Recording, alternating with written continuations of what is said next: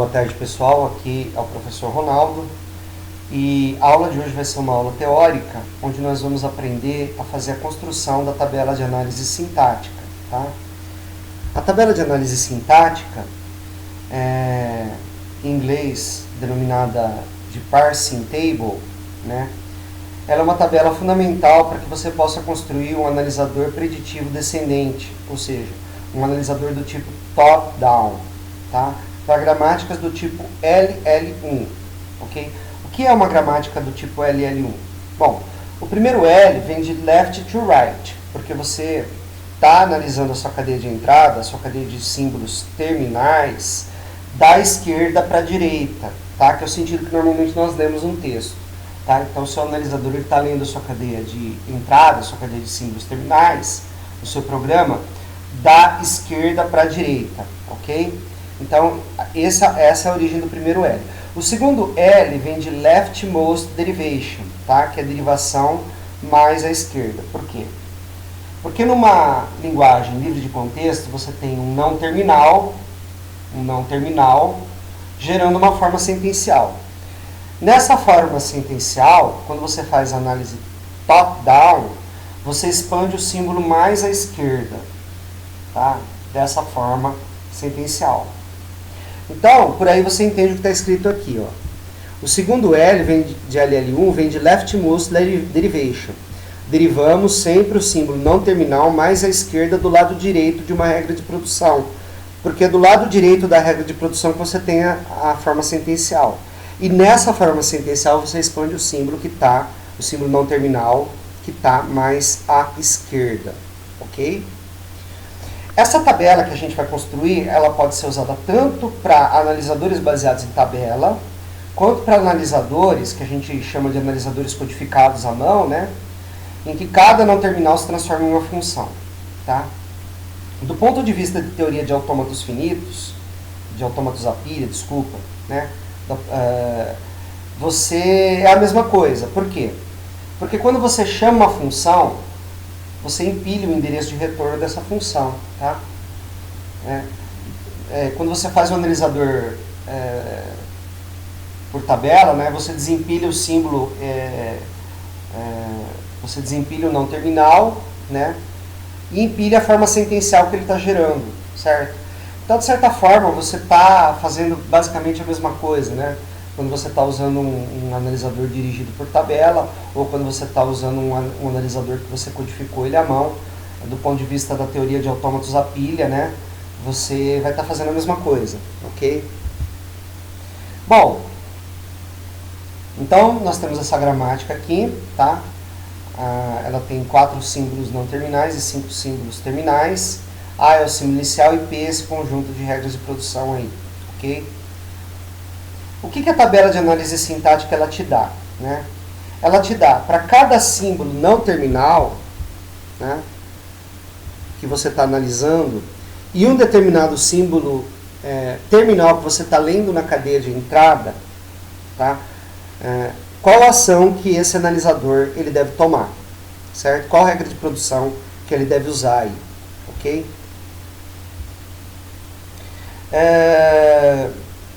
Muito bem. Para você codificar esse analisador, você precisa computar 2 funções. A função primeiro, tá? E a função seguinte. Tá? A função primeiro, você vai computar ela para todos os símbolos não terminais. E a função seguinte, você apenas vai computar para os símbolos não terminais que levarem a cadeia vazia.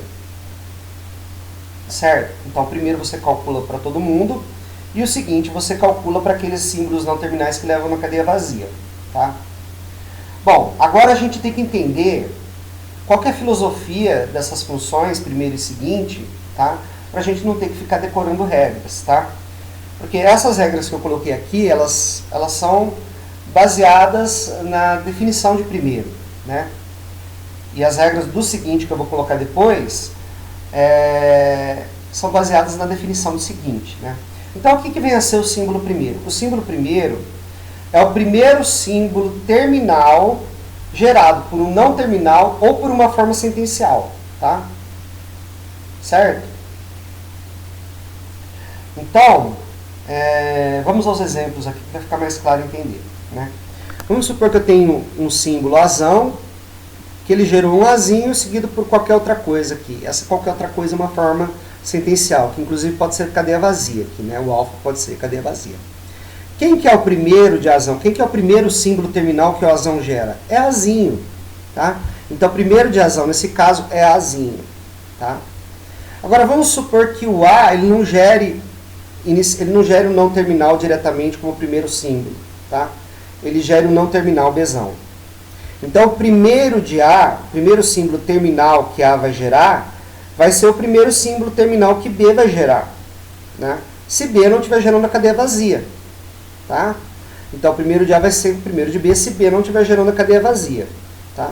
Mas e se B estiver gerando a cadeia vazia? Bom, aí o primeiro de A, o primeiro símbolo terminal que o A vai gerar, vai ser o primeiro símbolo terminal que a forma sentencial alfa vai gerar, tá? Então, o primeiro de A vai ser o primeiro da forma sentencial alfa, se a cadeia, esse B estiver gerando uma cadeia vazia, tá? Agora, essa regra você pode estender também. Por exemplo, vamos supor que A gera BC, Bzão, Czão, B gera cadeia vazia e C gera cadeia vazia, né? Então, o primeiro de azão vai ser o primeiro de alfa, né? Certo? O primeiro de azão vai ser o primeiro de alfa, né? Lógico que tem uns casos em que B gera cadeia vazia, mas C não gera cadeia vazia, né? Então, o primeiro de alfa vai ser o primeiro de Czão, né? Se Czão não gerar cadeia vazia, mas Bzão gerar cadeia vazia, certo? Então, você tem que pensar as possibilidades, né? Para você poder fazer essas regras, ok? Essas regras aí não adianta você tentar decorar, porque se você tentar decorar, você vai ter muitas regras para decorar, certo? E talvez depois você também não saiba aplicar. Então é importante entender a filosofia por detrás das regras, ok? Bom, e o seguinte? Bom, para o símbolo seguinte, você olha sempre o lado direito da regra de produção, onde aparece o não terminal que você está querendo calcular o seguinte. Então vamos supor que o símbolo seguinte, que você queira, o símbolo não terminal que você quer calcular o seguinte seja o símbolo Bzão. Então você vai olhar todas as regras de produção que tem Bzão do lado direito, aqui, ó. Aqui você só olha o lado direito, certo? Né? Você não olha o lado esquerdo, você olha só o lado direito, tá? Então você vai olhar todas as regras de produção que tem o símbolo Bzão do lado direito e vai olhar o símbolo que segue Bzão, né? Você vai tentar achar o terminal que segue Bzão, porque esse terminal que segue Bzão é o seguinte, tá? Então, por exemplo, vamos supor que azão leva em alfa, Bzão, Czão, Bzão, né? Quem que é o seguinte de Bzão, né? Se fosse um Czinho aqui, seria o Czinho, né? Mas como é o não terminal Czão, o seguinte de Bzão vai ser o primeiro de Czão, tá?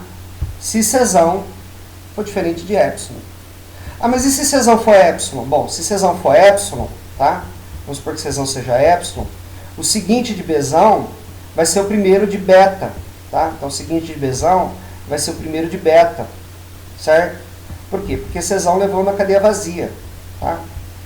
Vamos supor, então, agora que eu tenho Bzão, Czão, Dzão e beta, né?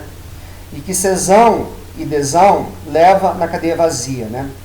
Quem que vai ser o seguinte de Bzão, né? Vai ser o primeiro de beta, certo? Porque Czão e Dzão está levando na cadeia vazia. Aí você poderia ter, por exemplo, o Dzão não levando na cadeia vazia, né? Então, o seguinte de Bzão seria o primeiro de Dzão, né? Porque Czão está levando na cadeia vazia, mas Dzão não está levando na cadeia vazia. Então, por aí que vocês constroem as regras, tá certo? Agora, vamos supor que o Bzão seja o último símbolo de uma regra de produção, né? De azão, né? Seja o último símbolo de uma forma sentencial que a azão está levando nela, né? Então, o seguinte de Bzão vai ser o seguinte de azão também, porque quem segue Bzão, quem segue azão vai seguir Bzão também, né? Se a azão aparecer do lado direito de alguma outra coisa, tá certo? Então, essas são as regras para o seguinte, ok? Então, agora nós vamos ver um exemplo aqui, tá? Da gramática que a gente deu como exemplo, né? Então, nós inicialmente vamos calcular a função primeiro, tá? E depois nós vamos calcular a função seguinte, tá? A função seguinte, ela só precisa, a rigor, ser calculada para Bzão, porque Bzão é o único que leva em epsilon, tá? E seguinte de Bzão vai ser primeiro de C. Primeiro de C, obviamente, é Czinho, tá? Então, como é que a gente monta a regra para primeiro de Azão, né? Primeiro de Azão vai ser primeiro de Bzão, união com o primeiro de Ezão de Ezinho Dzão, né? União com o seguinte de B, né? Porque eu tenho... Por quê? Porque B leva em epsilon, né? Então seria como se eu tivesse a regra Azão levando em Czão diretamente, né? Certo? Então, o seguinte de Bzão é primeiro de Czão, né? Poderia substituir aqui seguinte de Bzão para primeiro de Czão. Daria no mesmo, tá? Porque Bzão leva em epsilon, então é como se eu tivesse uma regra a mais aqui. Azão levando em Czão, certo? Então, Azão leva em Bzão Czão, ou Azão leva em Ezinho Dzão. Ou seguinte de Bzão, certo? Então, esse aqui vai ser o primeiro de Azão. Bom, primeiro de Bzão Czão vai ser primeiro de B. Primeiro de Ezinho Dzão vai ser Ezinho, né? E seguinte de B, né? Vai ser primeiro de C, né? Primeiro de C é Czinho, certo? Certo? Depois a gente vai preencher aqui, seguinte de B vai ser Czinho. Agora, quem que é primeiro de B? Primeiro de B é primeiro de AC, união com o primeiro de BD, tá?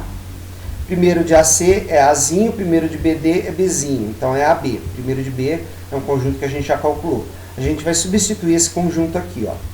Então vai ser Azinho, Bzinho, união com Ezinho, união com o seguinte de B, que a gente já viu que é Czinho. Então o primeiro de A vai ser o conjunto Azinho, Bzinho, Czinho, Ezinho, ok? Bom, primeiro de C vai ser Czinho, primeiro de D vai ser Dzinho, né, que é óbvio, né? Agora vamos calcular a função seguinte, né? Bom, seguinte de A, que segue A, é o caractere de final de arquivo, né? O end of file, né, que a gente vai representar aqui por $, tá? Então, o seguinte de A é a mesma coisa que o seguinte de BC, seguinte de BC é a mesma coisa que o seguinte de C, né? Que é a mesma, seguinte de BC é a mesma coisa que o seguinte de ED, que é a mesma coisa que o seguinte de D, que é $, né? Ok? Seguinte de B é primeiro de C, né? Por quê? Porque B leva em epsilon e B aparece do lado direito dessa regra de produção aqui. Note que B somente aparece do lado direito aqui, nessa regra aqui. O Bzão não aparece em mais nenhum outro lugar. Então, você só precisa se preocupar com essa regra aqui. Então, o seguinte de B vai ser primeiro de C, certo? Você não precisa se preocupar com mais nenhuma outra, né? Primeiro de C é o quê? Czinho, né?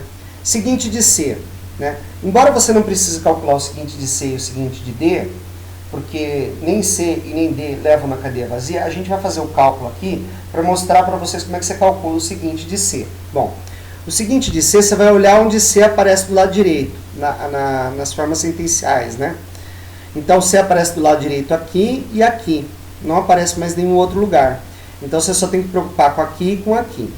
Aqui, depois do C, você tem final de arquivo. E aqui, o seguinte de C vai ser o seguinte de B. Então, ó, $, união com o seguinte de B, certo? Quem que é seguinte de B? É primeiro de C, tá? Ok? Primeiro de C é Czinho, né? Então, é $, união com Czinho nos... não falei do seguinte de D. Seguinte de D também é $. Nesse...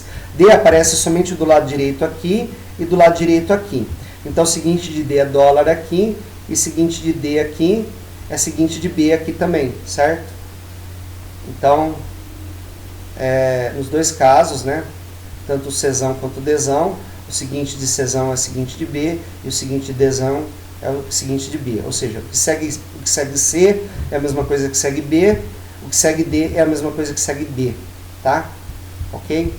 Então, aqui você tem os conjuntos seguinte de C e seguinte de D, que a gente não vai usar para preencher a tabela. Por quê? Porque nem C e nem D levam na cadeia vazia, tá? O único que leva na cadeia vazia é B, é o único que eu tenho que me preocupar na hora de preencher a tabela, tá? O A eu preciso me preocupar também, mas depois que eu terminei a minha análise sintática, depois que eu analisei as regras BC, né? Bzão, Czão e Ezinho, Dzão, ou Ezinho, Dzão, aí eu tenho que me preocupar que eu tenho que ter o final de arquivo, tá? Depois de Bzão, Czão ou de Ezinho, Dzão, eu tenho que ter final de arquivo. Por quê? Porque senão eu tenho um erro sintático, tá? Então vamos lá, vamos ver como é que a gente preenche a tabela, ok? Então vamos lá, ó. Primeiro de A, vamos usar a função primeiro para preencher a tabela, certo? Depois nós vamos usar a função seguinte. Então, ó, eu estou na regra de produção de A, tá? Eu estou na função azão, que vai analisar o símbolo não terminal azão. Apareceu um azinho. Que regra que eu estou usando? Ora, eu estou usando a regra azão leva em BC, né? Porque B vai levar em azinho ou Bzinho, né? Então, se aparecer azinho ou Bzinho, se eu estiver na função de A e aparecer azinho ou Bzinho, eu estou usando essa regra. Azão leva em Bzão, Czão, ok? E se aparecer Ezinho, né? Se aparecer Ezinho, né? Se aparecer Ezinho, pode aparecer também C, pode aparecer também Czinho, né? Quando que aparece Czinho? Quando B leva em epsilon, né? Então, se aparecer, se eu estiver na função de A e aparecer Czinho, é porque eu estou usando essa regra aqui, azão leva em Bzão, Czão, e Bzão está levando em epsilon. Então, eu considero que eu estou usando essa regra aqui, ok? Bom, vamos supor então que aparecer Ezinho. Aí é óbvio, né? Você está usando essa regra aqui, A levando em Ezinho, Dzão, ok? Beleza. Agora vamos para as produções de B, tá? Então, se eu estou na função de B e aparece Azinho, quem que eu estou usando? Bzão leva em Azinho, Czão, tá? Bzão leva em Azinho, Czão. Se aparecer Bzinho, é porque Bzão levou em Bzinho, Dzão, tá? Bzão levou em Bzinho, Dzão, certo? Agora, o epsilon, B leva em epsilon, deixa para depois, porque a gente está olhando o primeiro aqui, né? B levando em epsilon tem a ver com o seguinte, tá? Tem a ver com o símbolo seguinte. Então, vamos deixar ele para depois, tá? Se eu estou na função de Czão e apareceu Czinho, é porque eu usei a regra Czão leva em Czinho. Se eu estou na regra de Dzão e apareceu Dzinho, tá? Estou na regra de Dzão e o símbolo de entrada for Dzinho, é porque eu usei a regra Dzão leva em Dzinho, tá? Agora vamos lá, né? Se eu estou na regra de B e apareceu Czinho, é porque Bzão levou em epsilon, né? Porque o seguinte de B é o primeiro de C. O seguinte de Bzão é o primeiro de Czão. O primeiro de Czão é Czinho. Então, se eu estou na regra de B e apareceu Czinho, é porque Bzão levou na cadeia vazia, tá? Então, não tem um erro sintático nesse caso aqui. Por quê? Porque Bzão levou na cadeia vazia, ok? O seguinte de C, né? A gente não vai usar aqui, né? Na verdade, aqui eu coloquei o seguinte de C, a gente computou lá atrás, né? Quanto que vale o seguinte de C? O seguinte de C é dólar união com C, né? Certo? Então, o seguinte de C a gente não vai usar aqui. Ele está errado aqui no slide, mas a gente não vai usar. Por quê? Porque C não leva na cadeia vazia, tá? O C não leva na cadeia vazia. E o D também não leva na cadeia vazia. Então, você não se importa com esses caras aqui, tá? Então, pessoal, todos os outros casos, tá? Se você olhar aqui, todos os outros casos que não foram preenchidos são erros sintáticos, tá? Todos os casos que não foram preenchidos são o quê? Erro sintático, ok? Então, essa foi a aula de hoje sobre primeiro e seguinte, tá? A gente precisa fazer mais exemplos para treinar isso daí, tá? Eu vou assistir essa aula depois também, vou ver se teve algum erro, se não tiver, se tiver algum erro, se tiver alguma forma de melhorar, eu regravo a aula, tá? Mas basicamente é isso que vocês precisam saber sobre primeiro e seguinte, tá ok? Então até a próxima aula, até mais.